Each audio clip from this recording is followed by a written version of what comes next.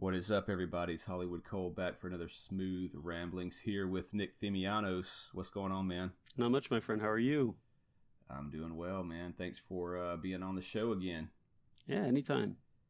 So, for those of you that may not know, Nick is a former indie game developer, also an author, and a regular guest here on the H&K, I was about to say H&K Video Game Experience. You hadn't been on that show yet, have you? It's always been Smooth Ramblings. It's been Smooth Ramblings every time. Yeah. Yeah. So first one was you want to be a game designer, and then he was on Octopath Traveler, an 8-bit, kind of an RPG fan, fantasy fan. Mm-hmm. So this will be the first podcast that I've done that's going to also be on YouTube as well. We're going to talk a little bit about Symphony of the Night, and we're going to have some gameplay footage and all this on there.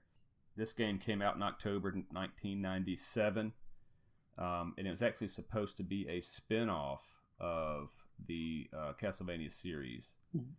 And were you a big Castlevania fan? Oh, yeah. Were you a diehard one? Oh, man, I played them. I wouldn't say I played them all, but I mean, 1, 2, 3, and 4, definitely. Castlevania X. So when Symphony of the Night came out, and I heard it was a Metroid-style game, but in the Castlevania universe, I was like, ooh, that sounds interesting, and I was hooked. Yeah. See, I've heard some people were, hey, that's not real Castlevania and this kind of stuff. But I don't know. I've heard that, but it got like killer reviews from everybody. Mm-hmm. Even got a 10, I think, from somebody. I can't remember who it was. Metacritic or something like that. IGN. At least they gave it like a 93 out of 100, 9.5 out of 10. And then I think somebody gave it a 10. But dude, I don't remember.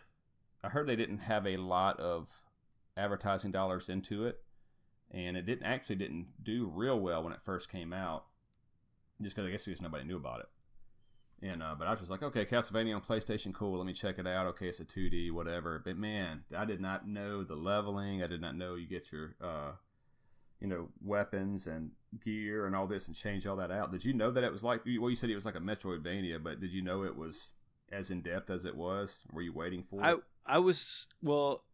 I was aware of it after it came out and kind of the style. So, but I mean, if you played at least Castlevania 2, it had similar RPG elements to that, where 1 and 3 and 4 were kind of straightforward and everything. With like 2, you had to travel places, you had to collect special items to access other locations, So it's kind of like that, but a lot more in depth. But yeah, it was a wonderful game. Yeah, you can tell they tried to do it first in Castlevania 2, and it's a notoriously, it's almost like popular in video game circles to hate on Castlevania 2. But I didn't mind it. I kind of liked it. I went back and replayed it and finished it, and it was fun. Before all the hate and everything. Mm-hmm. But you can tell that obviously, I mean, it has its flaws. It's not a perfect game, obviously. Oh yeah.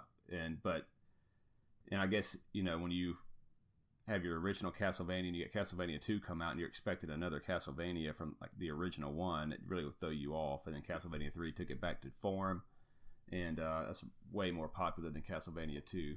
Which one would I rather play?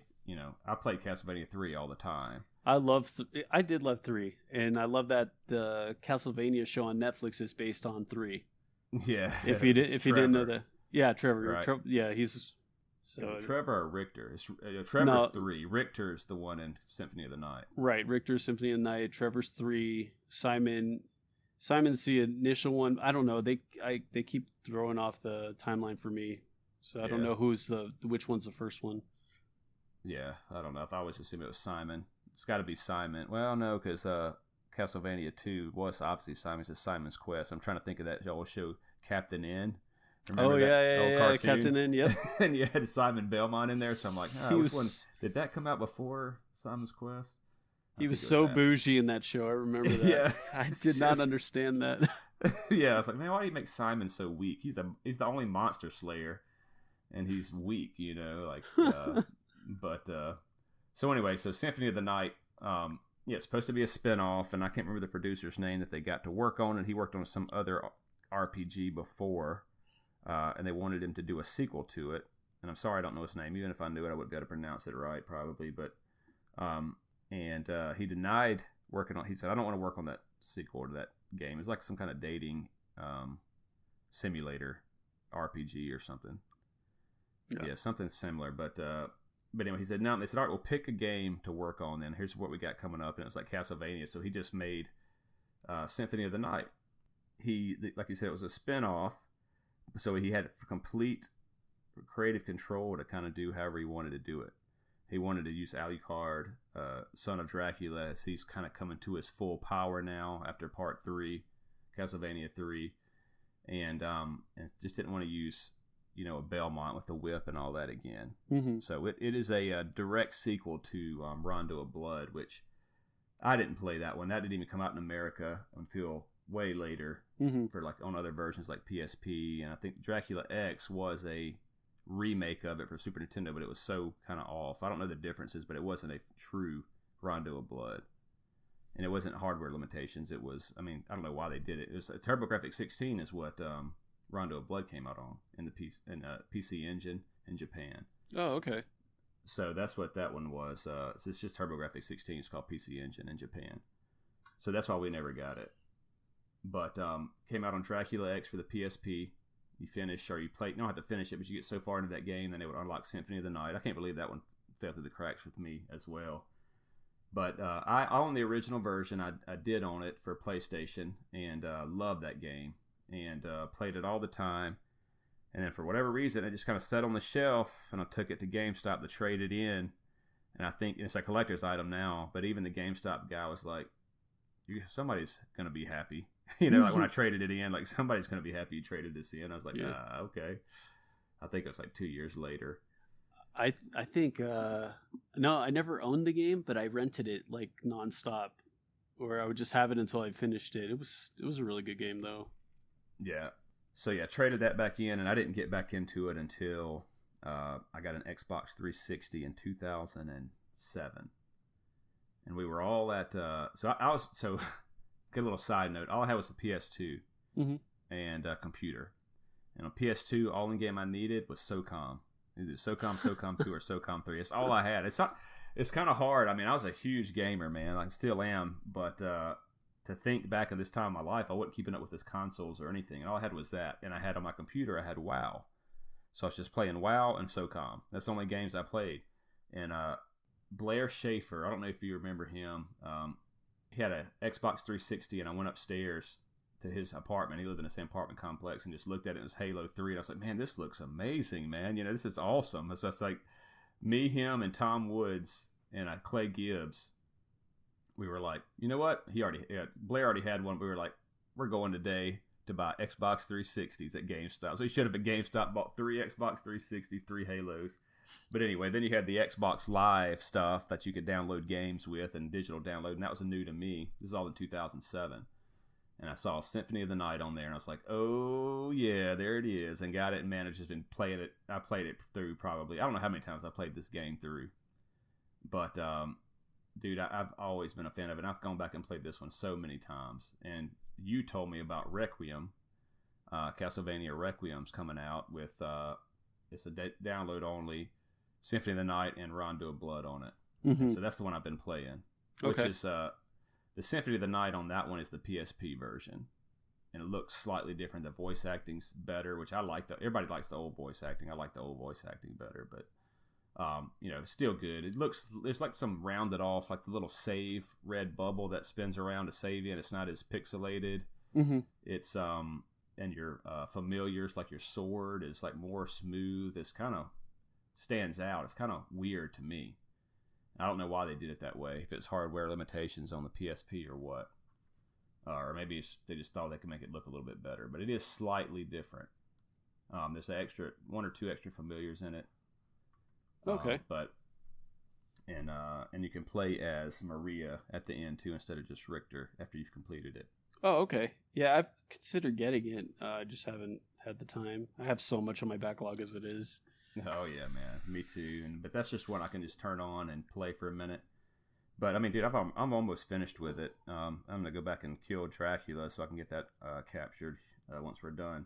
Mm-hmm. But the big thing that everybody remembers about this one, so I'll just give you my experience with it at first. So when I first turned it on, you start getting these items. And they got so many items in there. I don't know how many swords and items and everything. They got hundreds of them. And some of them are completely worthless.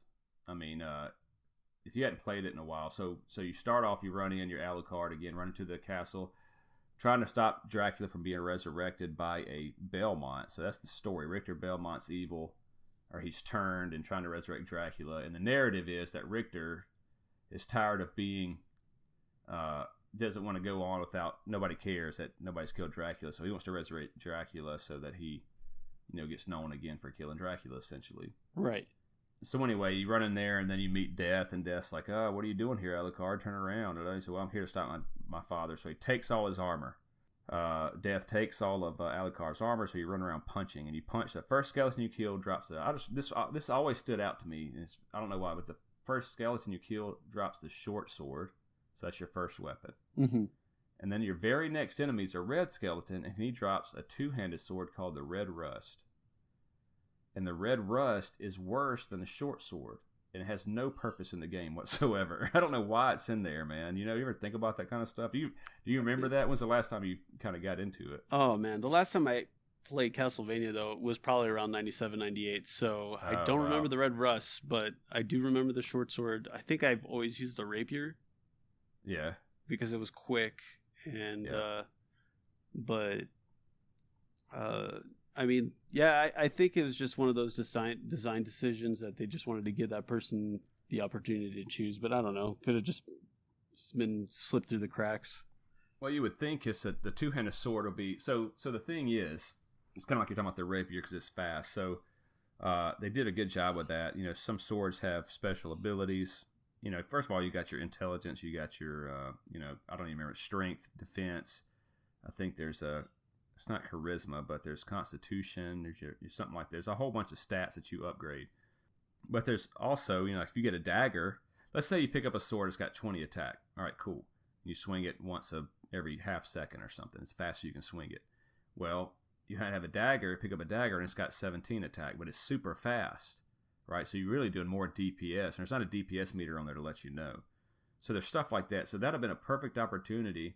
You pick up the short sword that does 10 damage, but you can have a shield.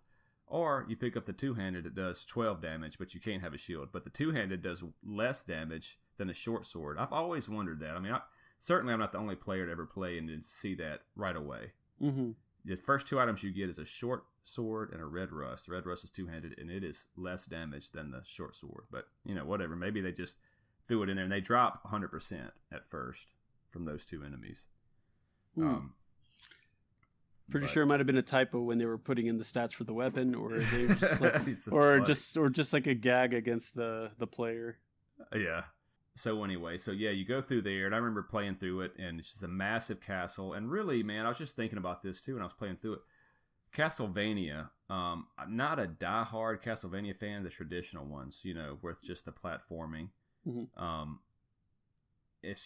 I don't like the controls that much because it's just I just feel like I don't have a whole lot of control with the whip. Ways that I died that I should have been able to whip if I had more control of it, kind of like a Castlevania 4, mm-hmm. where you got more control of the whip, like 8 different directions. But Castlevania, the old school ones, you whip straight or duck down and whip. You don't whip up, you don't whip diagonal. It's just kind of hamstrings you, and not a super fan of it. I do believe they're classic games, and I love playing them. And I do think they've earned every bit of their notoriety, but not a super fan myself. So but somebody was giving me the concept. Let's just say if somebody says there's a game called Castlevania, like, what is it? Well, it's just you're a vampire slayer and you got to go kill Dracula, and he's in his castle. This is the type of game I would think about, Symphony of the Night. When a Castlevania, like this is big, huge, mysterious castle. You got catacombs. You got the water, area down below. You have a coliseum there. You have all these different aspects of a prison, a clock tower, all these different aspects of a castle, and it's all these different things you can do in it, right? I mean, I don't know. That's just kind of, if they're going to make Castlevania, that's what I think it should be, stuff like that. But it was a 2D game and a 3D world at that point. But yeah, I think I mean, I know they try to, ever since Symphony of the Night, they tried to keep that mold going for a little bit, especially with their Game Boy Advance games. Yeah. And I think there was one or two of them that were actually pretty successful as well. Obviously, they escaped me because I didn't have a Game Boy Advance, and I think they had them on DS. Yeah, there's two. I think there was two on Game Boy Advance, and there's two on DS. Mm-hmm. I know there was two on DS. I got those two. It's just hard to get into them. I'm just not a big handheld guy. I don't know why, but I'm just not. And they got some great games on all of those systems. But they were good. They did that. For whatever reason, they just can't capture the magic again of Symphony of the Night. And it's not that it was a novelty, and it's not a nostalgia thing. I mean, when you go back and play it, I mean, controls, man, it's kind of what we were talking about in the game design one. That just, I mean, those other games have great controls too, but there's just one little something magic in the controls of Alucard, and it's just fun to kill stuff, Mm-hmm. And they die a different way. There's different movements. I don't know. I mean, stuff like that. Whatever it is, and that control just makes it so much more fluid. I don't know why. Maybe design of the castle, and who knows. It's a masterpiece though, man. It's no doubt. I could agree with that. Yeah, man. So back to when I first started playing it, you go through and you get all your items, you get all your gear, and you thought I'm getting pretty powerful, right? And then you go fight Richter, you kill Richter, you win the game, and that's the end of it. And so that was the end of it at the time. Then I remember thinking, wait a minute, let me just go explore a few new things. Then it turns out that Richter's being controlled by Shaft, and Shaft is like the evil helper of Dracula. Yeah, you have to wear the magic eyeglasses or something like that. You have to wear eyeglasses. Some kind of glasses. Yeah. And you can see this little orb floating around Richter, and you got to kill that orb, and then it frees him, and then the castle flips upside down. Yep. And you get even more items, and the monsters are harder, and it's a whole new thing to explore. Dude, that is awesome. Yeah. That is a great game design. They just, thought, well, you know what? We can kind of save space by just flipping the castle over, and you get double the game. They just doubled the game by flipping it over and adding some monsters in it. More story too. It was that was genius, honestly. Like, I remember how blown away I was because, like, wow, that ending was a little anticlimactic. Then I go online and I'm like, seeing if like I did everything right. I'm like, no, you have to have the glasses. You got to wear the glasses. Like, oh, and then I'm like, at that point I'm like, I'm gonna have to get 100% on this game. Yeah, for sure. And that was my goal. Yeah, so they the castle map is like 236% or something like that. There's certain items that require you to in order for them to grow, to like the walk armor is one of the most powerful armors. You got to be able to walk around the map, and it grows with your map coverage. Well, they make it so difficult to cover some of the map. Like, you got to go to this perfect little corner. It's not even a whole section, just to make that map kind of engage and pop up on the thing, and it's like that matters, Yeah, you got to turn into mist, or you got to be a bat. Yeah. It's kind of, that's a game design flaw there, man. But anyway, yeah, the creators did, speaking of the map, they did, they wanted a Metroid type style game, but he said that the creators said something along the lines of, the problem with Metroid game, or what makes an exploring game like this fun, is you got to take away the stress. They made it fun by providing a map, right? So Metroid didn't have that, to where wherever you were, it would pop up, show you where you've been and stuff like that. If you go to a room that had another exit, you could look at the map and say, oh, there's a little place right there that I need to go to next. It has an opening there that I can go through. Stuff like that.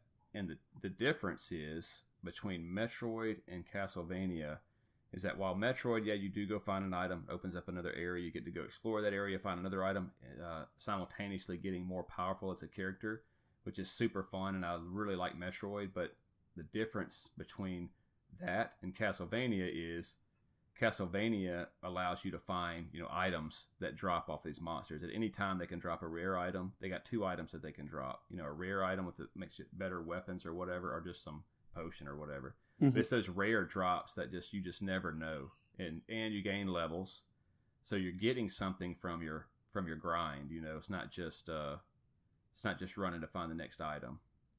Yeah, and that's what I always loved about RPGs like that. Trying to find the next best thing. When so you can get you go to the librarian. That's where your item guy is. You buy all your items. You can buy weapons, armor, potions, and actually magic spells from him. But dude, I rarely use magic spells on his game. Do you remember using those, or do you even remember them? I don't even think I did. I kept it simple. Like I don't even think I even used the shields. Like I know you could have a main weapon and an offhand. Yeah. But I really don't remember. Like I think I turned my mist into like a poison mist, so I'll go through people and poison them as I go through. But right. I think that's the like I said, that I played that game like 97, 98, so 20 some odd years ago already at this point, so it's crazy. Yeah. Yep. I know it is. The magic was just kind of like next to worthless, man. I mean, you got your Hellfire spell. This is what I remember just playing it just now. It's like up, and then you push up, and then you do a fireball, like literally like throwing a Hadouken. Up, down, left, and left. You know what? That might be why I didn't remember, because I didn't want to do all that. Yeah, there's so many different things. So what he does, he'll kind of stop, and like this beam of fire or light comes down, makes him disappear, reappear. And as I'm telling you, this is about the length of time it takes. Then he opens his cloak, and 3 fireballs come out. Kind of like when you fight Dracula at the beginning. The same thing that Dracula does. But it takes so long to do the animation and everything. By the time the monster's gone by the time it hits. I mean, even if it hits, I don't know what it's going to do. It's not going to be massive damage, I don't think.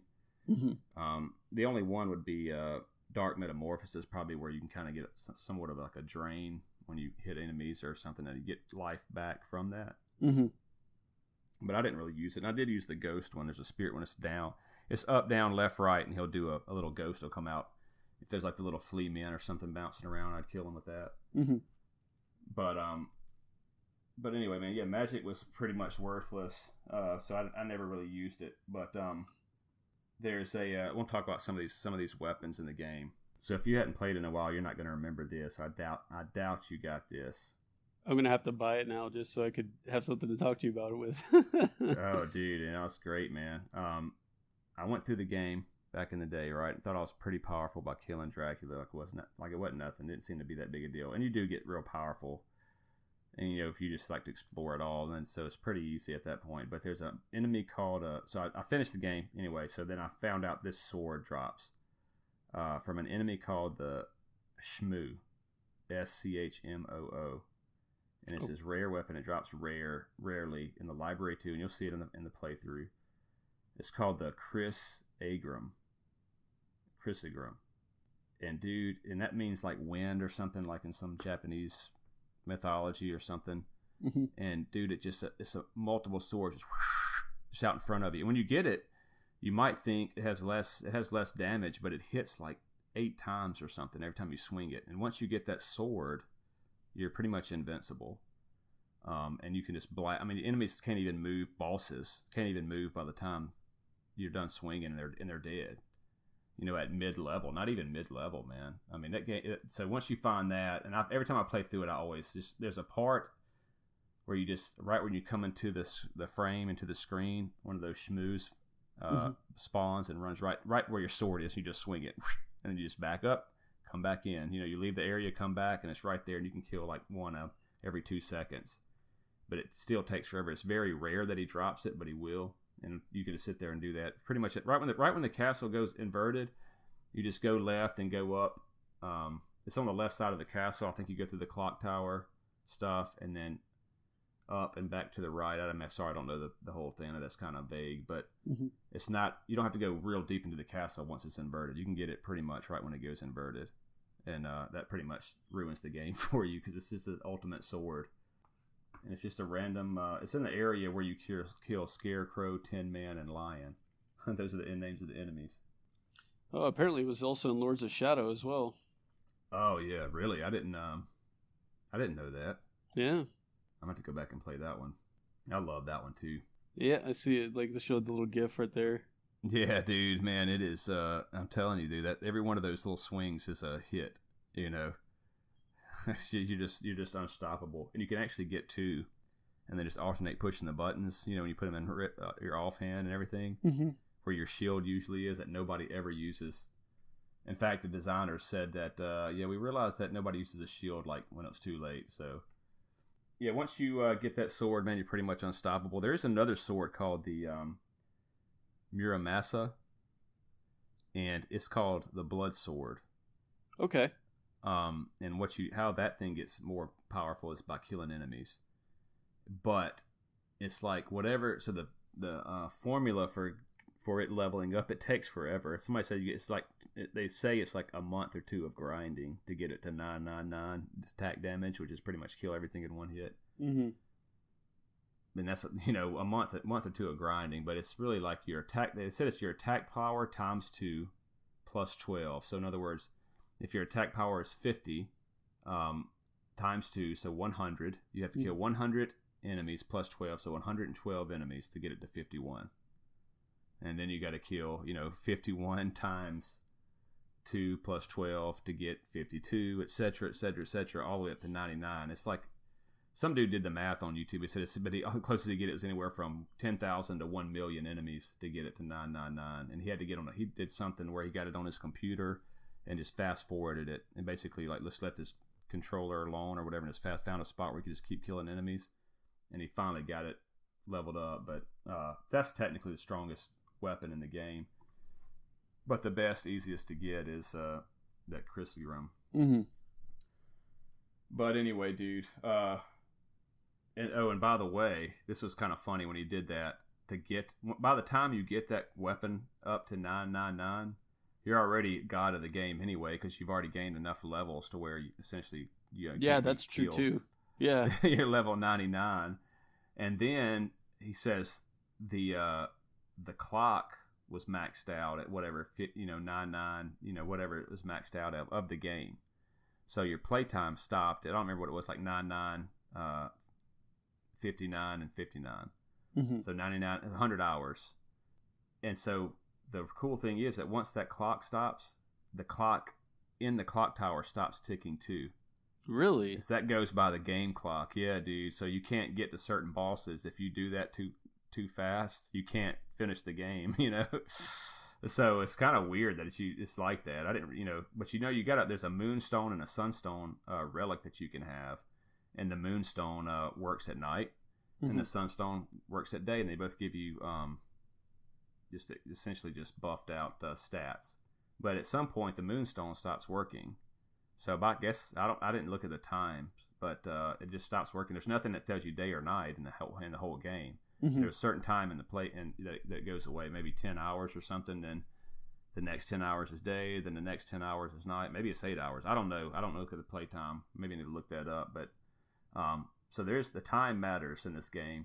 So pretty cool. They did release a cell phone game, Castlevania. That's what I remember that now. Oh, they did? It's going to be released. Yeah, dude. Talk about a letdown, man. Wait, are they still owned by Konami, or did they sell out the contract? Because no, they're still owned by Konami. Oh, then it might not happen. Never mind. What? Well, making another Castlevania, because Konami's focusing on like pachinko games now. They're like not, gambling. So. Yeah, they've kind of given up on all their. I mean, you got a good franchise there. I mean, I wish they need to sell it. I mean, I guess, but Konami's always been good. I hate to hear that, but yeah, when they release a cell phone game, you've kind of known they've sold their soul there.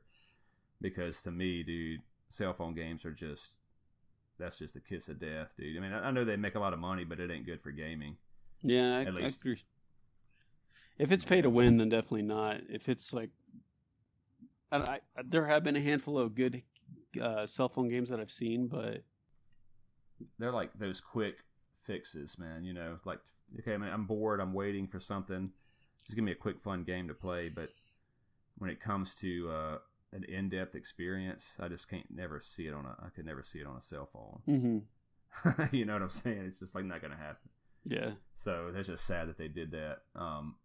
So I don't know anything about the game, but you're still playing it. Maybe it is one of those quick fixes, but I know it's going to have the microtransactions. It's going to have a pay to win feature. Oh, you ran out of time going through this part of Dracula's castle. Do you want it 99 cents? You can continue on. I cannot. Something like that.